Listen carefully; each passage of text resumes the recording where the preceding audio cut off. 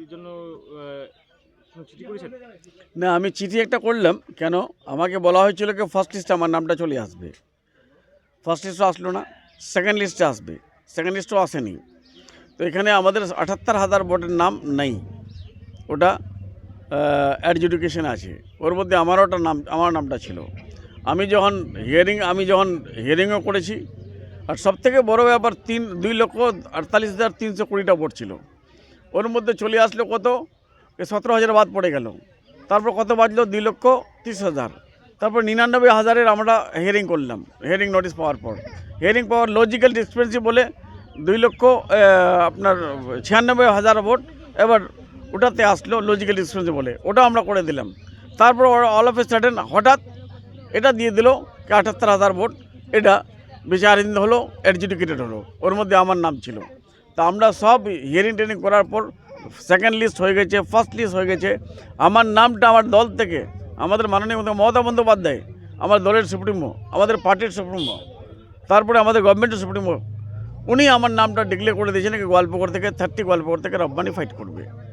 তো রব্বানি যখনই ফাইট করবে সেদিন থেকে ষড়যন্ত্র স্টার্ট হয়ে গেছে আমাকে ইলেকশন কন্টেস্ট না করার জন্য। আপনি কি সংশয় রয়েছেন বা আতঙ্কে রয়েছেন যে আপনার নাম উঠবে কি উঠবে না? না, আমি তো, আমার সন্দেহ তো আছে, কেন কি আর বিশ্বাস নাই ইসিআইয়ের পর, জ্ঞানেশ কুমারের পর।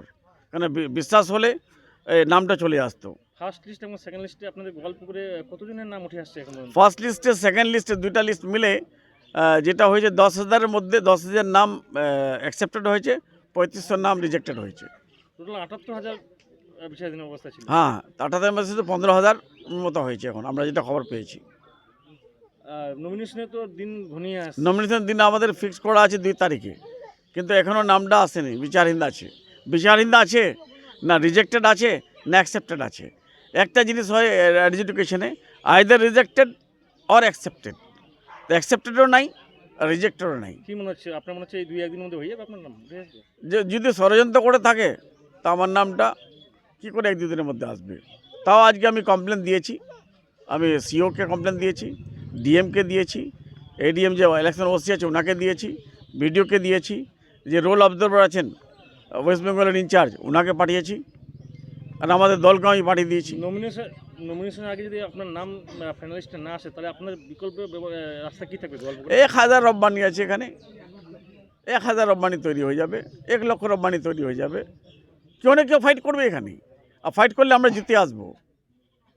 আমাকে না জেতার জন্য, না ইলেকশন ফাইট করার জন্য এটা একটা চক্রান্ত হচ্ছে। কার চক্রান্ত মনে হচ্ছে আপনার? এই চক্রান্ত বিজেপির। মমতা ব্যানার্জিকে হ্যাকেল করার চক্রান্ত কার ছিল? বিজেপির। মমতা ব্যানার্জি যত আনডেস থাকবে, যত মেন্টালি ডিস্টার্ব থাকবে, উনি মেন্টালি ডিস্টার্ব হয় না। উনি মেন্টালি অত আপনার স্ট্রেংথ, 71 বছর 72 বছর বয়সে যেগুলো করছেন একটা সাধারণ মহিলা করতে পারে না। আজকে দাদা ইসলামপুর পলিটেকনিক কলেজে যারা ভোট